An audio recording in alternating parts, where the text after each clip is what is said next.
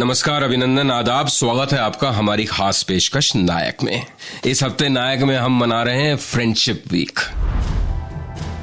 आज मैं जिस जोड़ी की बात करने वाला हूं दोस्तों, उस जोड़ी के तो दोनों ही शख्स ऐसे हैं कि सिर्फ अकेले अपने बूते पर ही एक नहीं कई नायक के कार्यक्रम शायद डिजर्व करते हैं।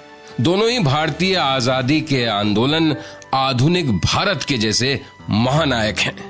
जी हां, आज बात कर रहे हैं हम महात्मा गांधी और जवाहरलाल नेहरू की जोड़ी की। नायक। तो आज मैं आपको बताऊंगा कि कैसे हुई पहली मुलाकात महात्मा गांधी और जवाहरलाल नेहरू के बीच। साथ ही बताऊंगा आपको कि कैसे नेहरू जी एक लंबे समय तक गांधी जी की नीतियों से सहमत नहीं थे, और वो क्या किस्सा था जब गांधी जी ने सार्वजनिक मंच से ये कह डाला कि अगर नेहरू जी ने उनकी बात नहीं मानी तो वो हमेशा हमेशा के लिए उनसे अपना रिश्ता तोड़ देंगे। होंगी कई और दिलचस्प, रोचक और प्रेरणादायक बातें आधुनिक भारत के इन दो महानायकों से जुड़ी हुई। जी हां, आप सुन रहे हैं नायक। बात कर रहे हैं हम आज महात्मा गांधी और जवाहरलाल नेहरू की जोड़ी की। मैं हूं संजीव श्रीवास्तव और आप सुन रहे हैं 92.7 बिग एफएम। नमस्कार, अभिनंदन, आदाब। स्वागत है आपका हमारी खास पेशकश नायक में। इस हफ्ते नायक में हम मना रहे हैं, सेलिब्रेट कर रहे हैं फ्रेंडशिप वीक, और बात कर रहे हैं हम आज महात्मा गांधी और जवाहरलाल नेहरू की। मैं हूं संजीव श्रीवास्तव और आप सुन रहे हैं 92.7 बिग एफएम। तो कैसे हुई थी पहली बार गांधी जी और जवाहरलाल नेहरू जी की मुलाकात? नेहरू जी एक जगह लिखते हैं कि 1916 में क्रिसमस का दिन था। लखनऊ में कांग्रेस की बैठक चल रही थी। गांधी जी को वहां बहुत सम्मान मिल रहा था, और क्यों न मिलता। अफ्रीका से वो बड़ा नाम कमाकर लौटे थे। वहां आजादी मूवमेंट के गांधी जी नायक थे। नेहरू जी आगे लिखते हैं कि उस सभागार में, उस हॉल में नेहरू जी जैसे कई ऐसे युवा थे जो गांधी जी की नीतियों से, उनकी पॉलिसी से पूरी तरह से सहमत नहीं थे। दरअसल गांधी जी और नेहरू जी के अप्रोच में फर्क था। नेहरू जी युवा थे, यंग थे, जोशीले थे, पढ़े लिखे थे। मोतीलाल नेहरू के बेटे थे, भारत और भारत की राजनीति को गहराई से समझते थे। उनका मानना यह था कि अंग्रेज अगर ज्यादा दिन भारत में रह गए तो देश को खोखला कर देंगे, और वो ये भी सोचते थे कि अंग्रेज ऐसे देश छोड़ने वाले नहीं हैं, उनको ताकत दिखानी पड़ेगी। गांधी जी की अहिंसक नीतियों से वो शुरू में ज्यादा सहमत नहीं थे, लेकिन गांधी जी ने जिस तरह असहयोग आंदोलन से पूरे देश को अहिंसक तरीके से एक किया, उससे नेहरू जी बहुत इम्प्रेस्ड हुए, और उनको पहली बार लगा कि जिस शख्स को दुनिया बापू कह रही है, उसमें कोई न कोई बड़ी ताकत जरूर छुपी हुई है। आगे बताऊंगा आपको कि जवाहरलाल नेहरू जी किस तरह से खिन्न हो गए, नाराज हो गए गांधी जी से, जब उन्होंने चौरी चौरा के इंसिडेंट के बाद अपना असहयोग आंदोलन वापस ले लिया। क्या था भारतीय इतिहास का वो तारीखी किस्सा? आप सुनते रहिए नायक और बने रहिए हमारे साथ। नमस्कार, अभिनंदन, आदाब। स्वागत है आपका हमारी खास पेशकश नायक में। मैं हूं संजीव श्रीवास्तव। इस हफ्ते हम मना रहे हैं फ्रेंडशिप वीक, और आज बात कर रहे हैं महात्मा गांधी और जवाहरलाल नेहरू जी की जोड़ी की। जवाहरलाल नेहरू जी किस तरह से खिन्न हो गए, नाराज हो गए गांधी जी से, जब उन्होंने चौरी चौरा के इंसिडेंट के बाद अपना असहयोग आंदोलन वापस ले लिया। बात यह थी कि नेहरू जी और महात्मा गांधी जी की अप्रोच बिल्कुल अलग अलग थी, जुदा थी। नेहरू जी सबसे पहले प्रभावित हुए महात्मा गांधी से जब असहयोग आंदोलन उन्होंने छेड़ा 1920 के दशक में, और उसको वो एक नेशनल कैरेक्टर देने में कामयाब हुए। देश में एक कॉन्फिडेंस पैदा हुआ कि भारतवासी अगर एक हो जाएं तो अंग्रेजों को देश से निकाल बाहर कर सकते हैं।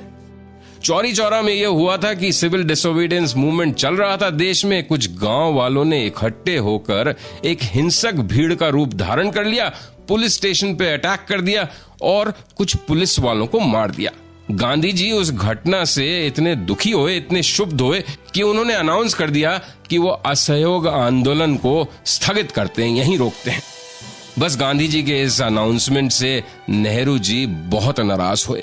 नेहरू जी का मानना था कि इतनी मुश्किल से देश किसी एक मुद्दे पर एकत्रित हुआ है, इकट्ठा हुआ है, अंग्रेजों के खिलाफ आवाज उठाने की हिम्मत देशवासियों ने जुटाई है। तो एक छोटी सी घटना की वजह से अगर पूरे मूवमेंट को सस्पेंड कर दिया जाएगा, एजिटेशन को रोक दिया जाएगा, तो शायद ऐसा मौका बहुत जल्दी दोबारा नहीं आ पाएगा कि समूचा भारत अंग्रेजों के खिलाफ फिर से एकजुट हो। ये एक सोच का फर्क था गांधी जी और नेहरू जी में। गांधी जी लेकिन बड़े नेता थे, वरिष्ठ नेता थे, उनकी बात सुनी गई, असहयोग आंदोलन स्थगित कर दिया गया, नेहरू जी बेहद नाराज हुए। नमस्कार, अभिनंदन, आदाब, स्वागत है आपका हमारी खास पेशकश नायक में। मैं हूं संजीव श्रीवास्तव और आज बात कर रहे हैं महात्मा गांधी और जवाहरलाल नेहरू की। तो ऐसा क्या हुआ कि एक बार भरे मंच से महात्मा गांधी जी इतने नाराज हुए, इतने खफा हुए जवाहरलाल नेहरू से कि उन्होंने कह दिया कि या तो बदल लें अपना रुख, अपना स्टैंड, या फिर हमेशा के लिए हम दोनों के बीच रिश्ते खत्म। बात 1927 की है। मौका था इंडियन नेशनल कांग्रेस के मद्रास अधिवेशन का। अधिवेशन में जवाहरलाल नेहरू जी ने पूरी आजादी, संपूर्ण आजादी का बिल पेश किया। रेजोल्यूशन पास हो गया। गांधी जी इसके बाद कुछ निराश से दिख रहे थे। नेहरू जी के पास पहुंचे और उनसे बोले कि please form a disciplined party. Nehru ji युवा, उन्होंने छूटते ही गांधी जी से कहा कि मैं आपको याद दिला रहा हूं गांधी जी कि आप कांग्रेस पार्टी की वर्किंग कमेटी के सदस्य हैं और ये बिल्कुल गलत बात है कि वर्किंग कमेटी द्वारा पारित किसी प्रस्ताव का आप इस तरह से सार्वजनिक रूप से विरोध कर रहे हैं, उसकी आलोचना कर रहे हैं। गांधी जी ने कहा कि वो अपने दुख को छुपा नहीं पा रहे हैं क्योंकि उन्हें लगता है कि वो अपने एक बहुत ही जिम्मेदार, बहुत ही वफादार साथी को शायद खो देंगे। लेकिन वो आगे बोले कि एक बड़े लक्ष्य के लिए अगर किसी अच्छे दोस्त को खोना पड़े तो वो भी उन्हें स्वीकार है। नेहरू जी ने लेकिन मौके की नजाकत को समझा और बाद में उन्होंने एक खत लिखा गांधी जी को जो आज भी मौजूद है। नेहरू जी ने उस खत में लिखा कि गांधी जी, आपसे ज्यादा किसी ने मुझे प्रेरित नहीं किया है जीवन में। आगे उन्होंने लिखा कि सब जानते हैं गांधी जी कि राजनीति में मैं आपका बच्चा हूं, फिर चाहे थोड़ा जिद्दी, थोड़ा बिगड़ा हुआ बच्चा ही सही, लेकिन आप जरूर मुझे क्षमा करेंगे। तो इस तरह की महानता थी हमारी आज की जोड़ी में, महात्मा गांधी और जवाहरलाल नेहरू में।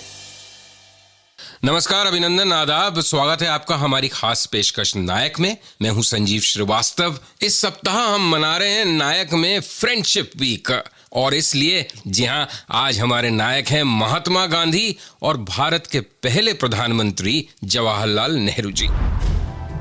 तो कैसे अपने तमाम सैद्धांतिक मतभेदों के बावजूद जवाहरलाल नेहरू और गांधी जी ने कैसे एक टीम की तरह भारत की आजादी की लड़ाई एक साथ लड़ी। अभी तक हमने आपको बताया कि 1927 तक तो ऐसा लगता था जैसे महात्मा गांधी और नेहरू जी दोनों बिल्कुल किसी अलग अलग विचारधारा का प्रतिनिधित्व करते हैं। लेकिन जैसे जैसे वक्त गुजरा, गांधी जी को बड़ी राजनीतिक सफलताएं हाथ लगीं और अहिंसा न सिर्फ भारत में बल्कि दुनिया भर में एक बड़े नैतिक अधिकार, हथियार की तरह स्थापित होता देखा नेहरू जी ने, तो उनका मन भी बदलने लगा। नेहरू जी गांधी जी को अपने राजनीतिक पिता की तरह देखने लगे। आपको याद होगा वो ऐतिहासिक भाषण जो नेहरू जी ने दिया था गांधी जी की हत्या के बाद, The light has gone out of our nation. We will not see him again as we have seen him for these many years. We will not run to him for advice and seek solace from him. And that is a terrible blow, not to me only, but to millions and millions in this country. For the light that shone in this country was no ordinary light. The light that has illumined this country for these many years will illumine this country for many more years, and it will give solace to innumerable hearts.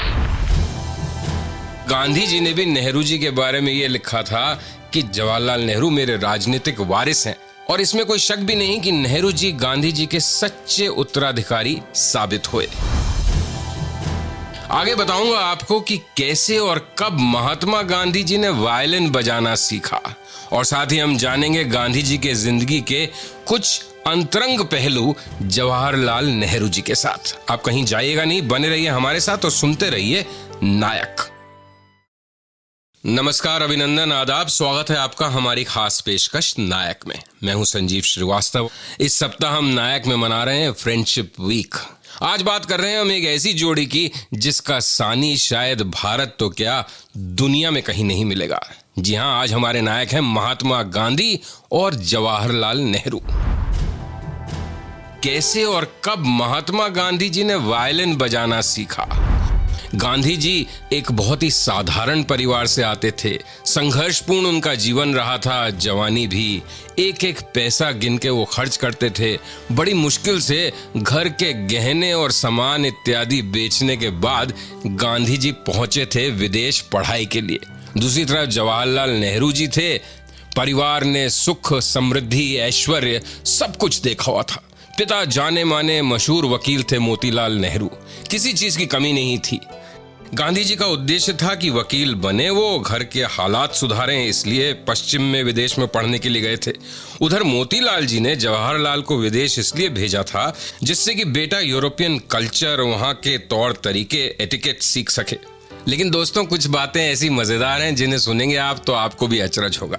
Gandhi ji के बारे में भी उनके एक साथी ने लिखा था कि जब वो पढ़ने गए थे लंदन, तो एक शाम पिकेडली सर्कस में जब घूम रहे थे तो उनके दोस्तों ने जब उन्हें देखा तो आंखें खुली की खुली रह गईं, क्योंकि बड़े चटक रंग की टाई लगा के, 3 पीस वेस्टर्न सूट पहन के और बड़ी अदा से वहां पे साहब गांधी जी टहल रहे थे। और दूसरी तरफ जवाहरलाल जी जो इतने ऐशो आराम में बड़े हुए थे, एक बार जब लाल बहादुर शास्त्री जी उनसे मिलने आनंद भवन पहुंचे इलाहाबाद, तो देखते हैं बिना पंखे के एक टूटी फूटी सी कुर्सी और टेबल पे बैठे तेजी से अपनी कलम चलाकर कुछ लेख लिख रहे थे। जब उनसे पूछा कि भाई इतनी गर्मी में क्यों बैठे हैं आप, तो उन्होंने कहा अरे इससे क्या फर्क पड़ता है, जैसी स्थिति हो, जैसे हालात हो, स्वयं को ढाल लेना चाहिए, स्वयं को ढल जाना चाहिए।